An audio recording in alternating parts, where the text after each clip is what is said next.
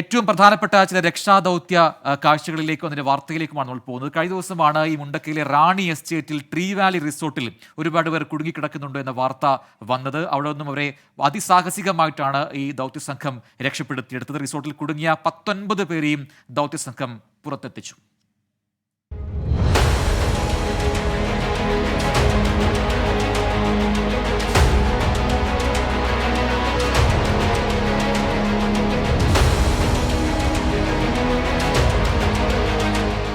ഏറെ ശ്രമകരമായിരുന്നു ദൗത്യം. പിഞ്ചു കുഞ്ഞുങ്ങളെ തോളിലെടുത്ത് രക്ഷാപ്രവർത്തകർ.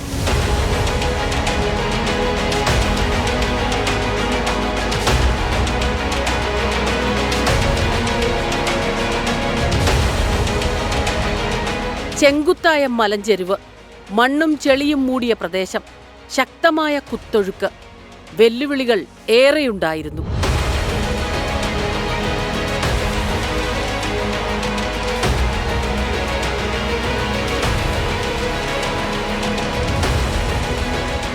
പ്രതീക്ഷ നശിച്ച് ഭയാശങ്കകളോടെ തണുത്തു വിറച്ച് ഒരു പകലും രാവും കഴിഞ്ഞവർ.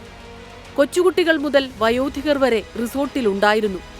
കേരള പോലീസും ഇന്ത്യൻ സൈന്യവും ഉൾപ്പെടെയുള്ള സംഘം ഓരോരുത്തരെയായി രക്ഷപ്പെടുത്തി. അതിസാഹസികമായ രക്ഷാദൗത്യം. ശ്വാസമടക്കിപ്പിടിച്ചു കഴിഞ്ഞ നിമിഷങ്ങൾ ഒടുവിൽ ജീവിതത്തിലേക്ക്.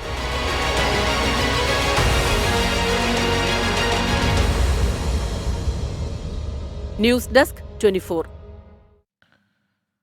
പ്രജിൻ, ഈ ട്രീ വാലി റിസോർട്ടിൽ ഇന്നലെ, അതായത് ഈ മണ്ണിടിച്ചിൽ കഴിഞ്ഞ മണിക്കൂറുകൾ, ഏകദേശം രാവിലെ 8 മണിയോടുകൂടി 9 മണിയോടുകൂടി ട്രീ വാലി റിസോർട്ടിലുള്ള അവിടെ ഒരു ജീവനക്കാരനെ ബന്ധപ്പെട്ടപ്പോൾ 250-ലേറെ പേർക്ക് അവർ അഭയം കൊടുത്തിട്ടുണ്ടെന്നും ആകെ ഐസൊലേറ്റഡ് ആയിരിക്കുകയാണെന്നും ഒറ്റപ്പെട്ടിരിക്കുകയാണെന്നും പുറത്തേക്ക് എത്താൻ ഒരു വഴിയുമില്ലെന്ന വളരെ അങ്ങേറ്റം കണ്ണീരോടുകൂടി നമ്മോട് സംസാരിച്ചിരുന്നു. പക്ഷേ ആ റിസോർട്ടിൽ നിന്ന് പരമാവധി ആളുകളെ പുറത്തെത്തിച്ചു.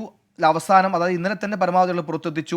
അവസാനം ബാക്കിയുണ്ടായിരുന്ന 19 ആളുകളെയും ഇന്ന് രാവിലെ തന്നെ പുറത്തെത്തിക്കുന്ന ദൃശ്യങ്ങൾ ഈ ദുരന്ത ഭൂമിയിലെ ഒരു ആശ്വാസ ദൃശ്യം എന്ന് പറയുന്നതിൽ എത്രത്തോളം അർത്ഥമുണ്ടെന്ന് അറിയില്ല. പക്ഷേ ജീവന്റെ തൊടുപ്പോടുകൂടി കുറച്ചു കൂടുതൽ പേർ എത്തുന്നു എന്നതിൻ്റെ ഒരു ആശ്വാസം ആ ദൃശ്യങ്ങൾ നമ്മൾ കണ്ടതാണ്. പക്ഷേ അങ്ങേറ്റം സങ്കടകരമായ കാര്യം, ഈ ട്രീ വാലി റിസോർട്ടിൽ അന്ന് അതിഥികൾ ആരും ഉണ്ടായിരുന്നില്ല. മറിച്ച് ഈ ദുരന്തമുണ്ടായ സമയത്ത് ഓടിക്കൂടിയവരെ ചേർത്ത് നിർത്തിയ റിസോർട്ടാണിത്. അതിൻ്റെ ഉടമയുടെ പേര് യൂനിസ് എന്നാണ് ഞാൻ ഇപ്പോൾ ഓർക്കുന്നത്.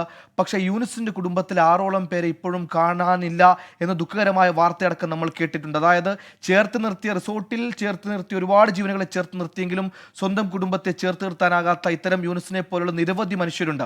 ഒരു വീട്ടിൽ ഒന്നിച്ചുറങ്ങിയവർ, പക്ഷേ കൺമുന്നിലൂടെ ഭാര്യയും അമ്മയും അച്ഛനും കുട്ടികളുമൊക്കെ ഒഴുകിപ്പോകുന്ന കണ്ടിട്ടും അവർ നീട്ടിയ കൈകളിലേക്ക് ഒരു ചേർത്ത് പിടിക്കാൻ, ആ കൈ നീട്ടാൻ സാധിക്കാതെ പോയവരുണ്ട്.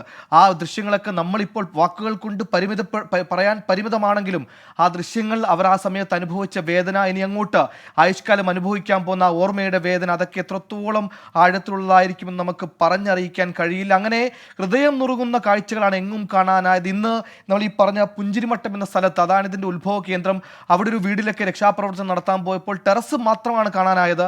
ഈ ടെറസ് പൊട്ടിച്ചപ്പോൾ അതിനുള്ളിൽ കസേരയിൽ 3 പേർ ഇരിക്കുന്നു എന്നാണ് നമ്മുടെ റിപ്പോർട്ടർ നമ്മോട് റിപ്പോർട്ട് ചെയ്തത്. അതായത് അവർ മനസ്സിലാക്കി കഴിഞ്ഞിരുന്നു അവരുടെ വീടിൻ്റെ 4 വശവും മണ്ണ് മൂടിയിരിക്കുന്നു, മുകളിലെ ടെറസ് മാത്രമാണ് ബാക്കി. ഇനി അങ്ങോട്ട് ഒരു രക്ഷാപ്രവർത്തനം സാധ്യമായാലും അത് എത്രത്തോളം വേഗത്തിൽ ഉണ്ടാകുമെന്നോ, തിരിച്ചു വരാനാകുമെന്നോ, ജീവിതത്തിലേക്ക് തിരിച്ചു വരുമെന്നോ ഒരു ഉറപ്പുമില്ലാതെ ഇതാ ഞങ്ങൾ മരിക്കാൻ പോകുന്നു എന്നൊക്കെ ഉറപ്പിച്ച ചില മനുഷ്യർ, മരണം മുന്നിൽ കണ്ട മരണത്തിന് കീഴ്പ്പെടേണ്ടി വരുന്ന മനുഷ്യർ, അങ്ങനെ മരണമെന്ന വാക്ക് അത് എത്രത്തോളം ഭയാനകമാണെന്നും അതിൻ്റെ വേദന എത്രത്തോളം ആകുമെന്നും അത് മുഖാമുഖം കാണുമ്പോൾ എന്തൊക്കെ തരത്തിൽ നമ്മുടെ മനസ്സ് വേദനിക്കുമെന്നൊക്കെ നമ്മൾ ആ ദുരന്ത ഭൂമിയിൽ ഓരോരുത്തരുടെയും വാക്കുകളിൽ നിന്ന് മനസ്സിലാക്കി കഴിഞ്ഞിരിക്കുന്നു. നേരത്തെ ശ്രീകാന്തൊക്കെ പറഞ്ഞതുപോലെ നിർവകാര്യതയാണ് ഇപ്പോൾ അവിടെയുള്ളത്. കാരണം മരവിച്ചു പോയിരിക്കുന്നു മനുഷ്യർ. ആ മരവിച്ച ആ ഭൂമികയിൽ, ദുരന്ത ഭൂമികയിൽ പരമാവധി രക്ഷാപ്രവർത്തനം നടത്തി. ഇന്നും കാണാതായവർ ഒരുപാട് പേരുണ്ടെന്ന് രക്ഷപ്പെട്ടവർ പറഞ്ഞു. അവരുടെ കാണാതായവർ ഏതെങ്കിലുമൊക്കെ തുരുത്തിൽ ഒരു സഹായത്തിനായി ജീവനോടെ കാത്തിരിക്കുന്നുണ്ടെന്ന പ്രതീക്ഷ, അത് അങ്ങനെ തന്നെ ആകട്ടെ. അവർ ജീവനോടെയുണ്ട്, നാളെ തിരികെ വരുമെന്ന് ആത്മാർത്ഥമായി നമുക്ക് ആഗ്രഹിക്കാം. അത്തരത്തിൽ രക്ഷാപ്രവർത്തനത്തിന്റെ ഒരു ഗോൾഡൻ അവർ കൂടിയാണ് നാളെ. അത് പരിമിതപ്പെട്ടു വരുന്നു, സമയം കുറഞ്ഞു വരുന്നു. നാളത്തെ നിർണായക രക്ഷാപ്രവർത്തനത്തിൽ ആശ്വാസത്തിന്റെ കൂടുതൽ വാർത്തകൾ ഉണ്ടാകുമെന്ന് ആഗ്രഹിക്കുന്നു. പ്രജിൻ, തീർച്ചയായിട്ടും എന്തായാലും ആ മുണ്ടക്കൈ മേഖല ഒപ്പം ചുരൽമല അതൊക്കെ തന്നെ വലിയ സങ്കടമലയായി തന്നെ തുടരുകയാണ്. എടുത്തു പറയേണ്ട കാര്യം ഈ ചുരൽമലയുടെ തൊട്ടടുത്ത പ്രദേശമാണ് പുത്തുമല എന്ന് പറയുന്ന പ്രദേശം. നമ്മുടെയൊക്കെ ഓർമ്മകളിൽ 2019 ഓഗസ്റ്റ് 8 നടന്ന ആ വലിയ മണ്ണിടിച്ചിൽ ദുരന്തം അത് ഇപ്പോഴും അതങ്ങനെ നമ്മുടെ മനസ്സിൽ മായാതെയുണ്ട്. അന്ന് 17 പേരുടെ ജീവനെടുത്ത ആ വലിയ ദുരന്തം 5 പേർ ഇപ്പോഴും കണ്ടെത്താൻ കഴിഞ്ഞിട്ടില്ല പുത്തുമലയിൽ എന്ന കാര്യം കൂടി പ്രേക്ഷകർ ഓർക്കുന്നുണ്ടാവും. അതിന് തൊട്ടടുത്ത പ്രദേശമാണ് ഈ ചുരൽമല എന്നതും ഏറ്റവും പ്രധാനപ്പെട്ട കാര്യം. അപ്പോൾ ആ മേഖലയൊന്നാകെ ഈ രീതിയിൽ പരിസ്ഥിതിയോട് ചേർന്ന് കിടക്കുന്ന മേഖലയാണ്. ആ മേഖലയിൽ തന്നെയാണ് തുടർച്ചയായി ഇത്തരം അപകടങ്ങൾ ഉണ്ടാവുന്നത് എന്ന കാര്യം അത് അധികൃതർ കൃത്യമായി തന്നെ അറിയേണ്ടതാണ്. അതിൽ ശ്രദ്ധ പതിപ്പിക്കേണ്ടതുമാണെന്ന് പറയാതെ വയ്യ.